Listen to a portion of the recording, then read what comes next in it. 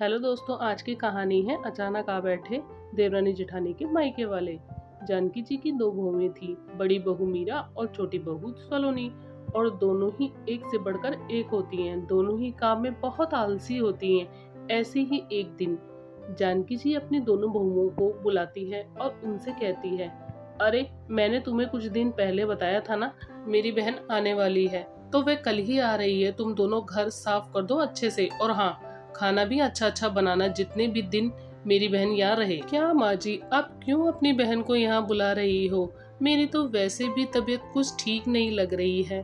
सुबह से सर इतना दुख रहा है कि क्या बताऊँ आपको। और माँ जी, आपको तो मेरा पता ही है। वो क्या है ना, मैंने आपको कुछ दिन पहले बताया था कि मेरी सहेली की शादी होने वाली है और उसने मुझे बुलाया भी है।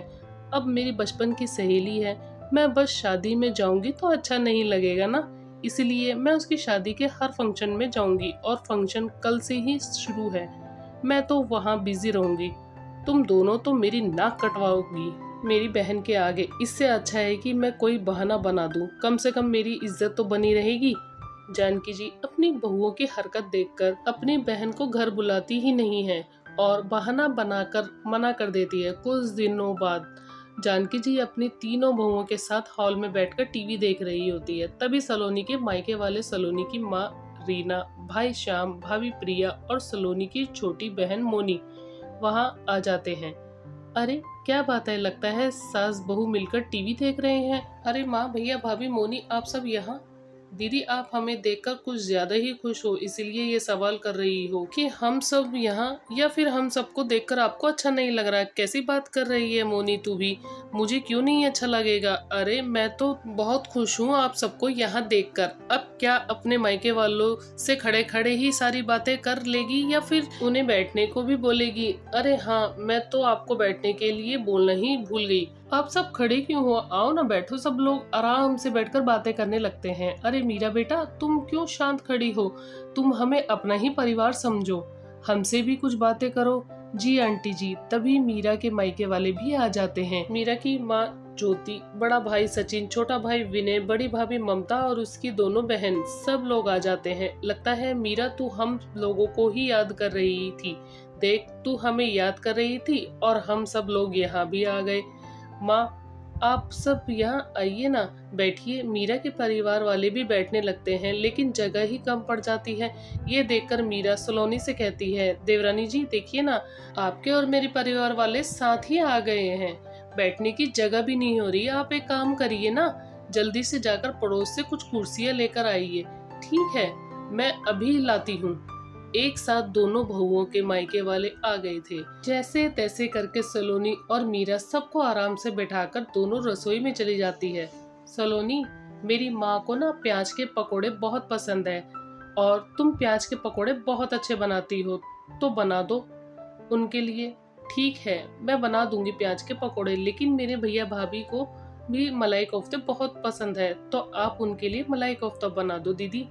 ठीक है, मैं बना दूंगी। दोनों काम कर रहे होते हैं, तभी वहाँ जानकी जी आती है। अरे तुम दोनों बस ये प्याज के पकोड़े और मलाई कोफ्ता ही बना रही हो? हाँ माँ जी। हे भगवान, हर चीज समझानी पड़ती है। घर में इतने सारे लोग आए हैं और वह सब लोग तुम्हारे ही मायके वाले हैं, तो तुम उनके लिए एक ही पकवान बनाओगी? अरे कम से कम दोनों बहुएं अलग अलग 5 तरह के पकवान तो बनाओ। 5 तरह के पकवान? हाँ, 5 तरह के पकवान। मीरा, एक काम करो, तुम पकोड़े, चीला, आलू के परोठे और मीठे में मूंग दाल का हलवा बना दो। और सोलोनी, तुम मलाई कोफ्ता, शाही पनीर, पुलाव, पूरी और मिक्स वेज बना दो। ठीक है माँ जी। अरे तुम दोनों एक दूसरे का साथ दो ताकि सब कुछ जल्दी बन जाए। पहले चाय पकोड़े लेकर आ जाओ। दोनों मिलकर सबके लिए चाय नाश्ते की तैयारी करने लगती है और चाय नाश्ते से ही उन दोनों को 2 घंटे रसोई में ही लग जाते हैं और फिर वो सब नाश्ता बाहर सबको खिलाने लगती है। अरे वाह, चाय पकोड़े तो बहुत ही अच्छे बने हैं, लेकिन नाश्ते से किसका पेट भरता है? और अब तो रात भी होने वाली है, तो खाने पीने का इंतजाम तो हो रहा है ना? हाँ हाँ। अरे बहुओं, देख रही हो ना अपने मायके वालों को? निराश होकर मत भेजना। चलो अब खाने की तैयारी कर लो दोनों। 2 घंटे काम करने के बाद भी 2 मिनट बैठ तक नहीं पाती और रसोई में आ जाती हैं। रसोई में काफ़ी ज़्यादा गंदे बर्तन हो गए थे। मीरा दीदी, इतने सारे बर्तन धोकर मेरी तो कमर अकड़ गई। सलोनी, करना तो पड़ेगा ही ना। अरे याद आया, पनीर भी नहीं है। मुझे बाहर जाने का बिल्कुल भी मन नहीं है। मैं यहाँ बर्तन धो रही हूँ, आप जाओ और पनीर ले आओ। सलोनी बर्तन धोने लगती है और मीरा पनीर लेने के लिए दुकान चली जाती है, पर उसके बाद दोनों फिर काम पर में लग जाती हैं। तभी सलोनी की भाभी और बहन किचन में आते हैं। अरे भाभी, यहाँ आप दोनों को कुछ चाहिए था क्या? हाँ, वो मैं कह रही थी कि मेरे लिए लहसुन प्याज वाला खाना मत बनाना, मैं अलग ही खाती हूँ, इसलिए मेरे लिए अलग से ही बना देना। लेकिन आप पहले तो सब खाती थी ना भाभी? हाँ, पहले खाती थी, लेकिन अब कुछ दिनों से मैंने लहसुन प्याज खाना छोड़ दिया। ठीक है, बना देंगे। सलोनी और मीरा की पहले ही काम करके हालत खराब हो रही थी, अब उनका और काम बढ़ गया था। लेकिन कुछ देर बाद मीरा को याद आता है, अरे घर में तो पुलाव वाले चावल है ही नहीं, और माँ जी ने यह भी कहा था कि पुलाव बनाना है। अब क्या करें? अरे और कोई रास्ता ही नहीं है, हमें लेकर आना ही पड़ेगा। मैं पिछली बार गई थी दुकान पनीर लेने के लिए, तो अब सलोनी तुम जाओ, अब मैं नहीं जाऊंगी। अच्छा ठीक है, मैं ही ले आती हूँ। एक बार चेक कर लो सब कुछ तो है ना, वरना हमें ऐसे ही दुकान के चक्कर लगाने पड़ेंगे। दोनों देवरानी जेठानी की हालत खराब हो गई थी काम करते करते।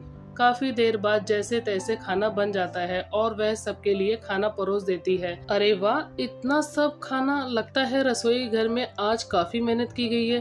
हाँ, आज सूरज कहीं और से ही निकला है। आज तो माँ जी आप भी ना कोई मौका नहीं छोड़ती। अरे आप लोग ऐसे ही क्यों बैठे हैं? खाना खाइए ना। सब लोग बड़े चाव से खाना खाते हैं। खाना खाने के बाद सब लोग बैठते ही हैं कि तभी जानकी जी कहती है, अरे मीठा तो लाओ। मीठा? वह तो हम बनाना ही भूल गए। अरे कोई बात नहीं, हम बाहर से मंगवा लेते हैं। मीठा, बताओ आप सब क्या खाओगे? अरे मैं बाहर का नहीं खाती, मुझे बाहर का खाना बिल्कुल भी सूट नहीं करता है। माँ, खाना तो आपने घर का ही खाया है ना, हम तो बस बाहर से मंगवा रहे हैं, उसमें कुछ नहीं होगा। हाँ, अब तो एक से एक जगह है, साफ सफाई से खाना बनता है, आप उसकी टेंशन मत लो। आप हमें ये बताओ कि क्या खाना है। नहीं नहीं, माँ जी की सेहत के लिए बिल्कुल भी ठीक नहीं है कि वह कुछ भी बाहर का खाए। जो भी बनाना है घर में ही बना दो, और नहीं तो क्या। जब सब इतना कह रहे हैं तो घर पर ही बनाओ ना। जाओ बहू, सबके लिए मूंग दाल का हलवा बना दो।